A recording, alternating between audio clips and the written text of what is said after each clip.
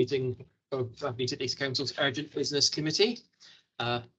It's obviously been this meetings that arises from some very sad death of the late Queen last week, which I know has affected us all in different ways, and has affected people across Aberdeen, Scotland, and the UK in very different ways as well. And it's certainly the end of an era.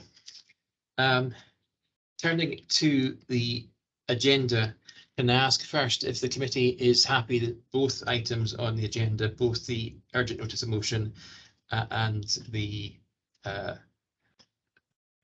report on the additional public holiday and the additional staff holiday on the 19th of September are both urgent items? Agreed. Thank you for that.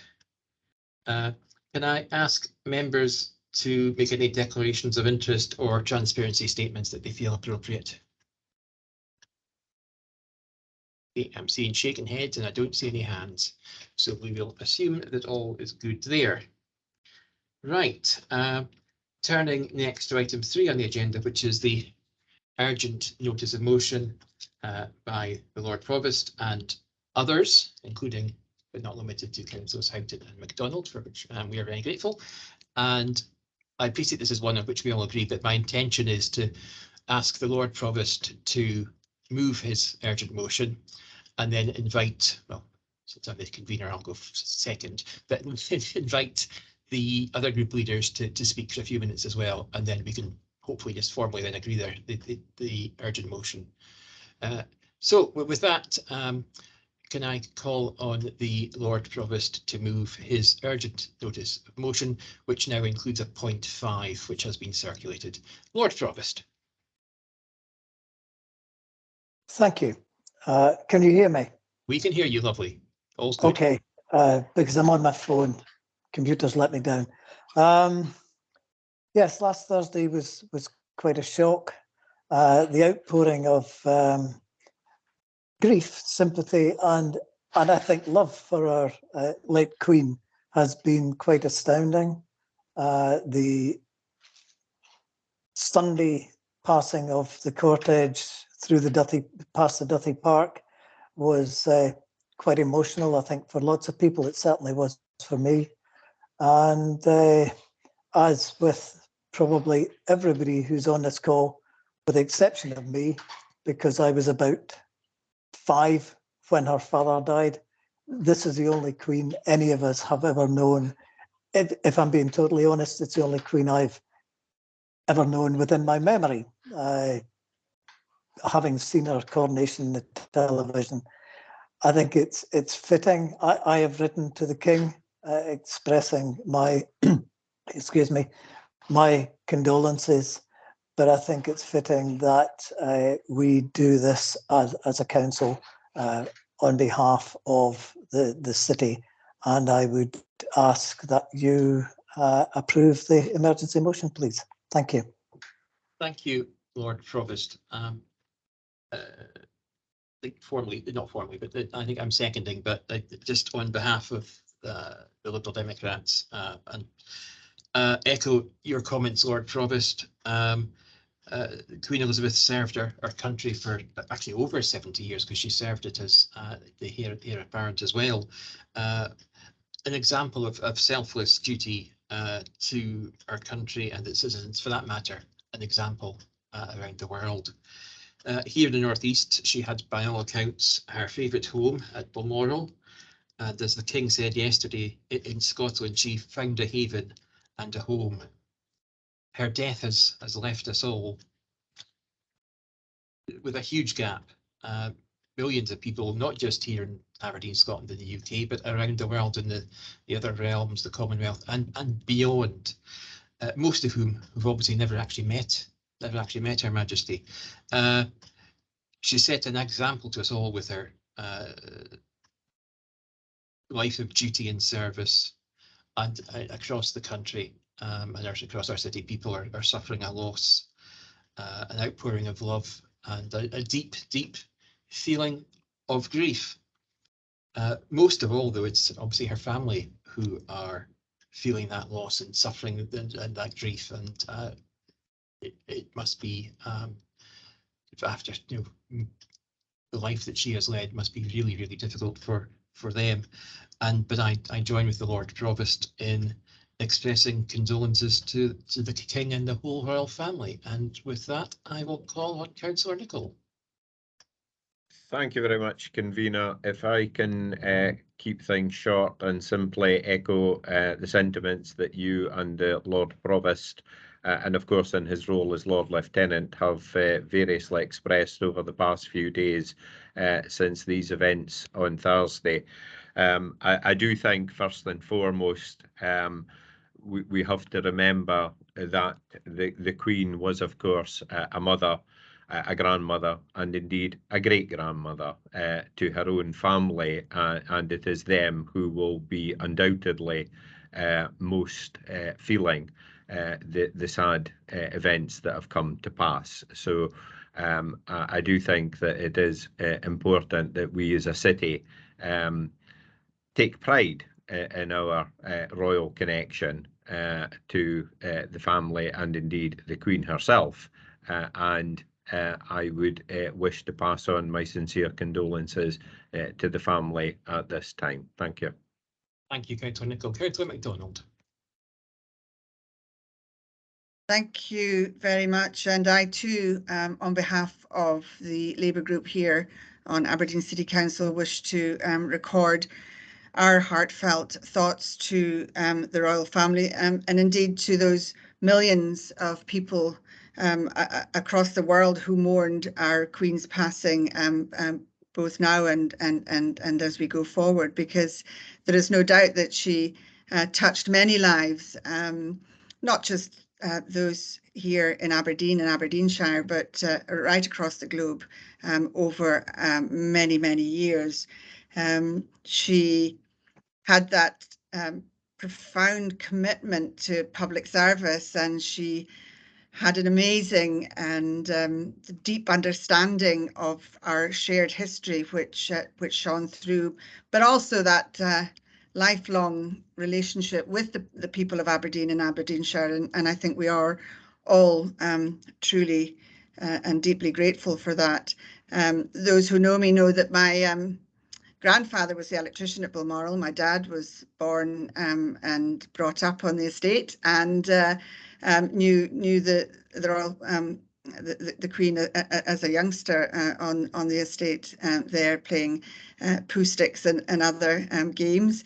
But it's always been part of our family history, and it's been very touching. And as the Lord Provost said, it's been a very emotional time for many, and hearing those in Ballater and Balmoral speaking about the last few days has been amazing. I would also like to mention the hard work that's been put in to make things safe and secure for that trip from Balmoral down to Edinburgh, where the Queen lies just now, and that Operation Unicorn that was alluded to, that required all our staff to work so hard to make that happen. And I think the police, our staff, and all that were involved in that operation should be commended for what they did at a very difficult time for everybody. So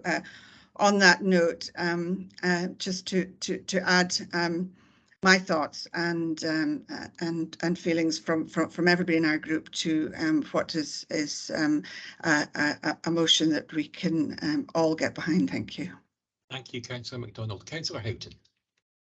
Thank you, Convener. I'd first like to, on the behalf of the Scottish Conservative and Unionist Group at Aberdeen City Council, send our heartfelt sympathies and condolences to the royal family. The Queen, the late Queen, had an astounding commitment to duty, devotion to Aberdeen and the United Kingdom as a whole, and all the people here. Indeed, as the young Princess Elizabeth in 1944, she opened the Aberdeen Sailors Home on Mearns Street, and then again in the building that some of us are sitting in now, the Townhouse, in 1977, the Sir Duncan Rice Library in 2012, and then of course most recently the roof garden at Aberdeen Royal Infirmary in 2017. Her connection, as well as with Balmoral, but with the city, is long and is well known. 14 years ago, as a young airman, I took an oath of allegiance to the Queen, and back then I would never have, it seems such an abstract thing when you say those words, but this last week has really brought close that warm connection. I think that we all in whatever way have had with Her Majesty. What struck me over the weekend was the amount of people, yes, that came out, but the diversity of people. It wasn't, just old people. It was young people. It really was the whole city, and it really was all the towns and all the peoples across Scotland that came out to witness that cortege as it passed. I'd also like to put on record our, sincerest wishes and thoughts to King Charles. He himself, of course, has a long upstanding relationship with the city, the royal opening of the art gallery, and of course Her Majesty the Queen Consort Camilla, the Chancellor at the university here as well. Those are deep ties, and I know the people of the North East and the people of Aberdeen look forward to that very warm and heartfelt relationship continuing on in the future. Thank you, Convener. Thank you, Councillor Houghton. Mr. Orchard, I'm not sure, since there's been an amendment, if the Lord Provost gets to sum up, but unless you tell me he definitely can't, is there anything you want to add, Lord Provost? No, there's nothing I want to add other than I'm really pleased to see that we're coming together on this. We all are expressing exactly the same sentiments, which I find very encouraging and exactly as it should be. And what I would do is echo Councillor Houghton's best wishes for King Charles as well. Thank you. Thank you, Lord Provost. Just add, perhaps by way of information, that we'll obviously have to leave it to officers to organise the detail of the physical book of remembrance, and hopefully it can be in place reasonably soon. And obviously they'll make it. I'm certainly happy, and I presume the committee will be, that we leave it to officers to decide how long it stays in place as well. But with that, we are agreed on this emergency notice of motion, including the item 5 that was circulated at the start of the meeting. Agreed. Thank you all for that, and Lord Provost, thank you for submitting the emergency notice of motion. If we can now move to item 4, which is the funeral of Queen Elizabeth II and the additional public holiday. I'm going to bring Ms. Newcombe in first to clarify a couple of points. Ms. Newcombe, you're muted. Had to be one. Thank you, Convener. The committee has before it a report seeking approval to recognise Monday the 19th of September as a public holiday and to seek approval from Scottish Government to close schools on that day. For clarity, and in addition to the recommendations within the report, I would seek the committee's agreement to close Aberdeen Art Gallery, our museums, the Beach Ballroom and the archives for the day. As attractions, they remain open for most public holidays. However, in this case, the circumstances are obviously different, and the recommendation to close reflects that this is a national time of mourning and also allows those staff to be able to view the funeral if they wish. Should the committee approve these recommendations, details will be published online. Thank you, Ms. Newcombe. Can I ask if the committee is happy to approve the recommendations? Oh, Councillor Houghton. Thanks, Peter. I just have 2 questions for information that might be helpful to the public. The first one was just on crematorium. What's the plans for that on Monday, and for anyone who had any arrangements there? Thank you, Convener. Thank Ms. you, Newcombe? Convener. I think Mr. White is going to come in. Oh, Mr. White. Thank you, Convener. My understanding is we have 1 booking for the Crem on Monday, and while we're no longer taking any new bookings, we're looking to honour the one which has been booked. Same applies to burials, and the service is speaking to the families. Thank you, Mr. White. Councillor Houghton, you said you had 2 questions. Thank you, Convener, and thanks for that information. I think that's definitely the right approach. My second question was just on, is there plans being put in place for public screening of the funeral? I've seen that that's happening elsewhere in the UK, or are we aware of any of our partner agencies that are perhaps doing that? And if so, would we be looking, are we going to promote that to the public if people want to gather and watch the funeral together? Thanks, Lord Provost. Convener. Ms. Cuthbert. Thank you, convener. At present, there are no plans to do that. It's not. We have looked around and spoken to some other local authorities, and others are not planning to do that. So we feel it's not fitting at this time, and it would be something that we would struggle to pull together at this late stage. But obviously, we're honouring it with a public holiday, which would allow people to watch it from home. Thank you, Convener. Mr. Cathcart. Are you any more questions, Councillor Houghton? No, thank you. I see, apart from Councillor Houghton's hand, which is still up, I see no hands. So I will ask again.